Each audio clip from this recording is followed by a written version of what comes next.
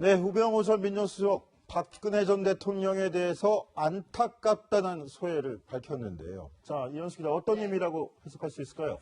네, 아주 짧지만 좀 본인의 착잡한 신경이 담긴 말이었던 것 같습니다. 표정도 그렇고 좀 표정이 뭔가 그 전에 출석했을 때와 달리 좀 뭔가 기계라는 표정보다는 좀 이렇게 모든 걸 놓은 듯한 느낌의 표정을 짓고 있었는데요.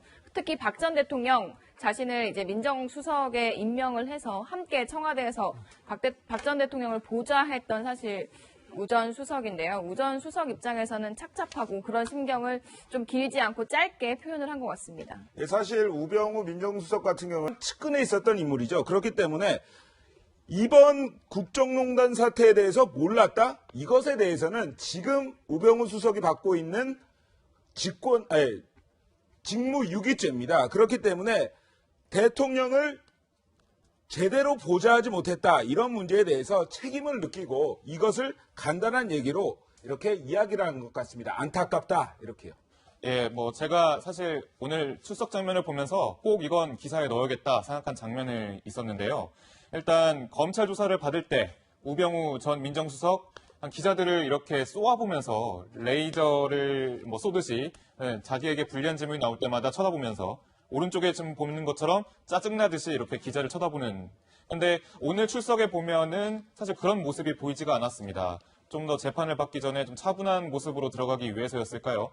일단 아니면 뭐 불필요한 오해를 만들지 않기 위해서였을까요? 일단 오늘은 차분하게 이렇게 걸어서 들어갔습니다. 네, 강명규 기자. 근데 아까 영상 보니까 우병우 씨 힘내요라고 이렇게 응원하던 목소리도 들리던데 그건 누굽니까? 예, 현장 기자들의 귀가 찢어질 정도로 아주 크게 네. 소리를 지르는 사람들이었는데 박근혜 전 대통령의 지지자들이었습니다. 예, 우병우 전 수석이 이 금속 탐지기를 통해서 이제 재판정으로 올라갈 때 일단 우병우 씨 힘내세요.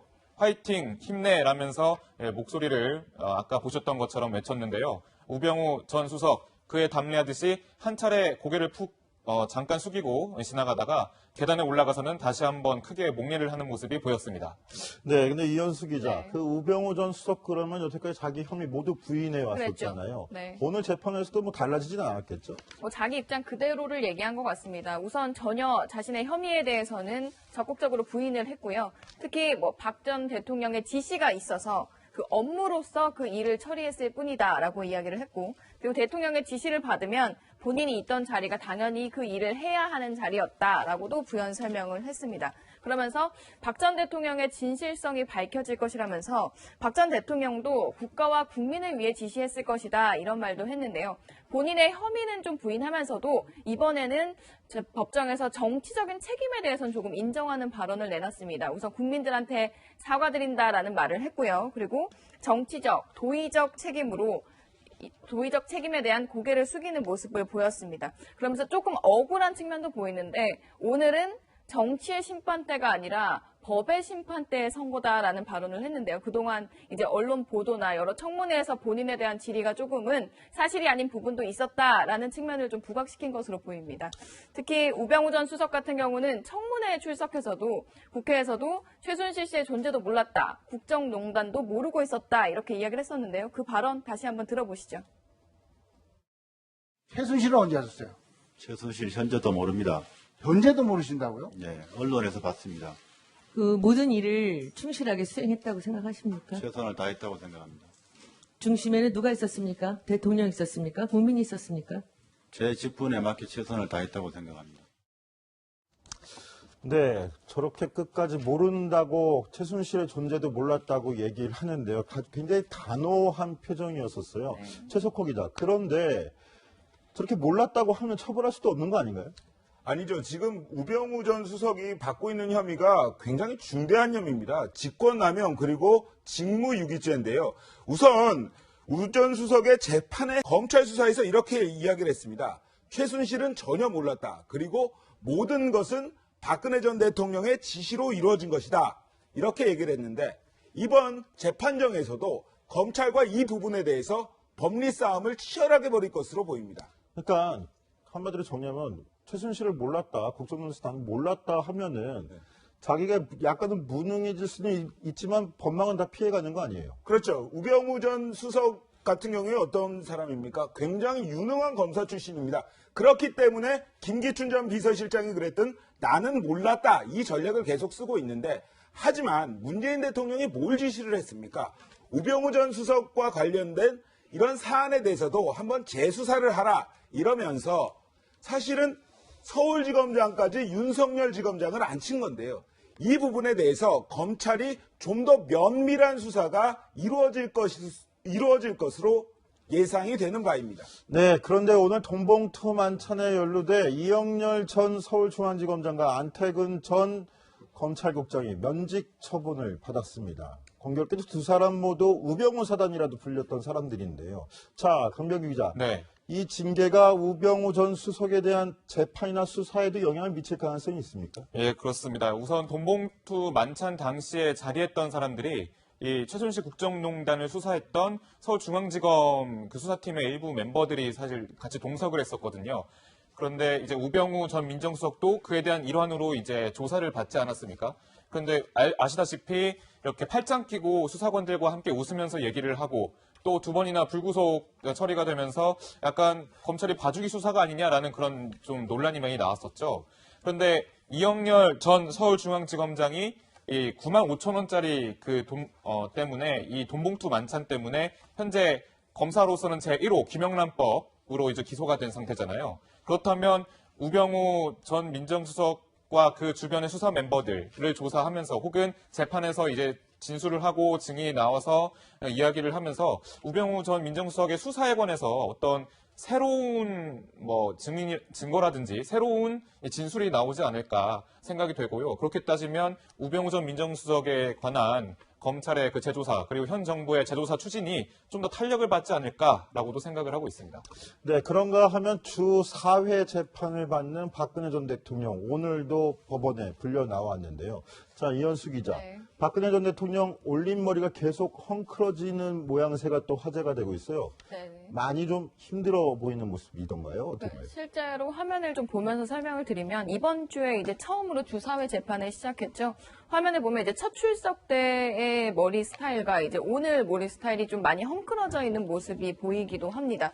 이제 주사회 첫 주 재판을 받으면서 조금 빡빡한 일정으로 제대로 뭔가 신경을 쓰지 못했을 수도 있고, 그리고 또 어떻게 보면 사실 누가 와서 이렇게 머리를 만져주는 게 아니라 본인이 좀 커다란 핀 3개로 고정하는 부분이기 때문에 뭔가 항상 깔끔하게 매무새를 한다는 것 자체가 조금 힘든 게 아닌가라고도 그냥 생각이 듭니다. 네, 그런데 오늘 인터넷을 보니까 박근혜 전 대통령 이름이 계속 상위권에 올라와 있더라고요. 바로 배우 송중기 씨도 함께 올라왔던데 두 사람 인연이 화제가 되고 있어요. 안종범 전 수석 수첩에서 이 두 사람 이름이 나왔기 때문이죠. 예, 그렇습니다. 오늘도 제가 보고를 드렸고 발제를 올린 부분이 이 부분인데 안종범 수첩에서 여러 가지 정황이 계속해서 나오고 있습니다. 그런데 이번에는 박근혜 전 대통령이 K-스타일 허브라는 그런 한류 문화를 해외에 전파하는 그런 죄송합니다. 한국관광공사 산하에 있는 그 단체에 대해서 세세하게 어떤 지시를 내린 그런 정황이 좀 발견이 된 건데요. 그 중에 지금 큰 화면으로 설명해드리겠지만 지금 보면 송중기 씨, 탤런트 송중기 씨와 관련된 여러 가지 지시 정황이 나오게 됩니다. 우선 태양의 후예를 후예에 관해서 홍보자료로 쓸 수 있도록 보완을 해라라는 지시가 있었고요. 또 하나는 송중기 씨의 그 발자취에 대해서 영상 제작을 해서 홍보 영상으로 쓰도록 하자라고 하는 지시가 나왔었고, 또 심지어 송중기 입간판을 이 K-스타일 허브 바로 앞쪽에 건물 앞에 배치를 해라라는 그런 상세 지시가 나온 겁니다. 따라서 네티즌 누리꾼들은 송중기 입간판을 세워라, 특히 이 부분에서 박근혜 전 대통령이 드라마를 좋아하는 박근혜 전 대통령이 남다른 팬심을 지위를 이용해서 드러낸 거 아니냐라는 그런 우려까지 드러낸 적이 있었습니다. 네, 그러면 지금 수첩에서 새롭게 드러난 내용이 박근혜 전 대통령이 송중기 씨를 특별 대접했다라는 건가요? 그렇죠. 이제 대통령 말 한마디에 예산도 늘어나고 송중기 씨에 대한 발자취까지 제작을 해라 이렇게 이야기를 했다는데 참 대통령 말이 무섭긴 무서웠나 봅니다. 그런데 이제 송중기 씨한테 왜 이렇게 애정을 가졌냐, 그렇게 왜 그랬는지를 좀 살펴보면요. 사실 박근혜 전 대통령 같은 경우에 사람 만나기를 그렇게 좋아하는 스타일이 아닙니다. 그래서 참모나 측근들이 드라마라도 좀 봐라 이렇게 좀 얘기를 해서 그 영향이 좀 있었던 것으로 보이는데요. 뭐 이런 드라마 시청을 권유했던 사람들이 있습니다. 전여옥 전 의원이죠. 이렇게 얘기를 했다고 합니다. 일상 용어를 좀 알려면 대통령님 드라마 시청 좀 하십시오. 이렇게 얘기를 했고요. 조윤선 전 문체부 장관 같은 경우에는 뭐 유명 드라마들을 좀 보면서 사람들이 어떻게 사는지 좀 익혀보십시오. 이러한 조언을 했다고 합니다. 네. 작년 박 전 대통령은 K스타일 허브 행사장에서 송중기 씨를 만나 화기애애한 분위기를 연출하기도 했었는데요. 당시 두 사람의 만남 함께 보시죠.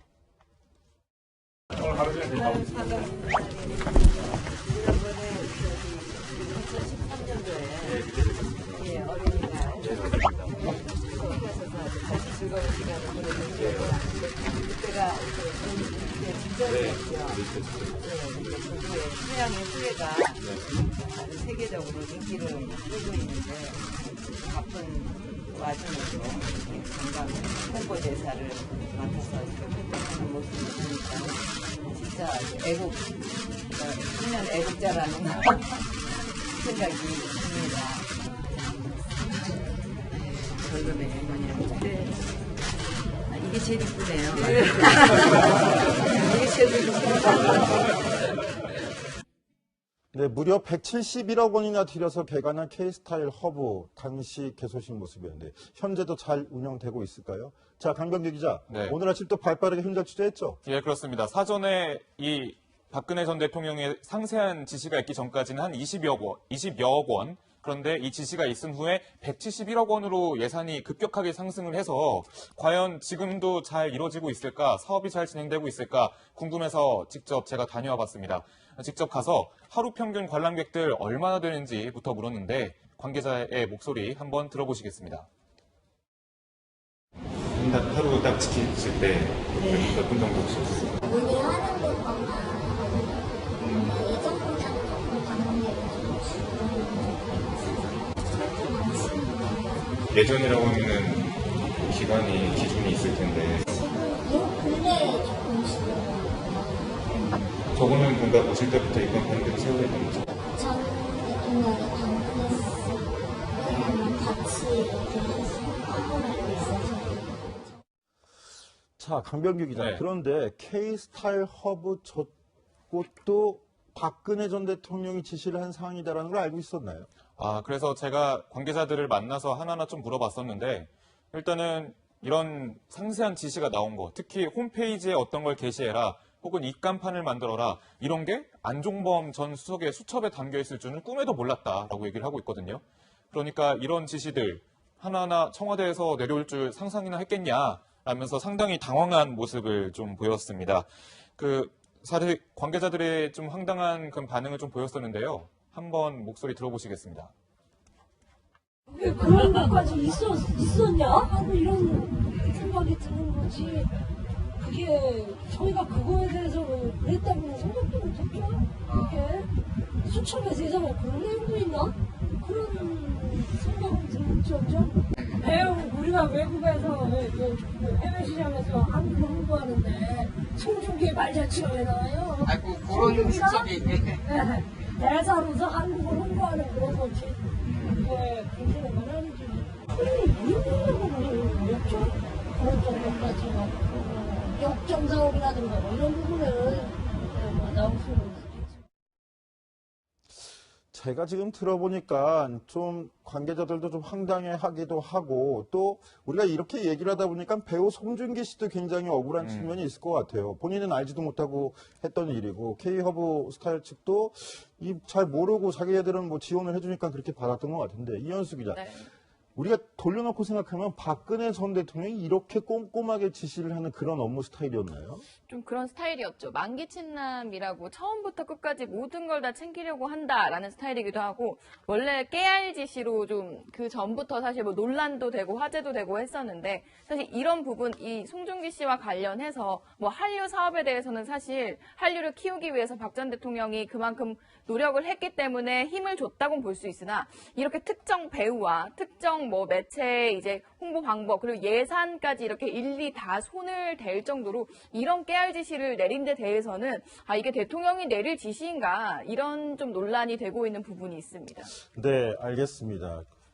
박근혜 전 대통령 주제에 관련해서는 여기까지 정리를 하는 걸로 하고요. 다음